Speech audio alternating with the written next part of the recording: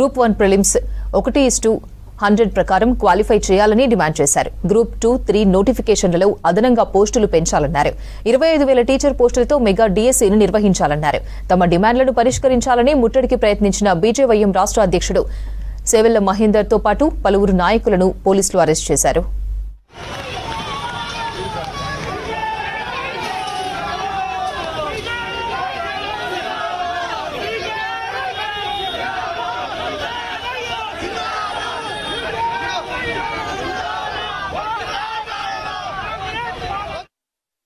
యువ మోర్చా ఆధ్వర్యంలో ఈరోజు మేమంతా కూడా ఏదైతే నిరుద్యోగ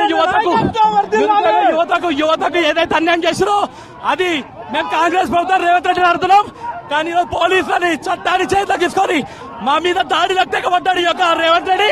ఖబర్దార్ రేవంత్ రెడ్డి, నీ యొక్క ఇల్లుని, నీ యొక్క క్యాంప్ హౌస్ ని నిన్ను ముట్టడించడానికి మేము వెనకాలబడి ఈ యొక్క సందర్భం తెలియజేస్తాం. నీ యొక్క పీఠాలను కదుపుతాం. నిరుద్యోగులకు న్యాయం జరగాలి, విద్యార్థులకు న్యాయం జరగాలి, 1:100 ప్రతిపాదించాలి.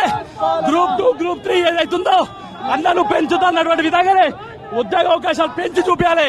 లేకపోతే రేవంత్ రెడ్డి మా కార్యకర్తలను అన్యాయంగా కొట్టిస్తున్నావు, నిన్ను తక్షణమే రోడ్ల మీద తిరగనియకుండా మేము కట్టడి చేస్తామని చెప్పి ఒక సందర్భంగా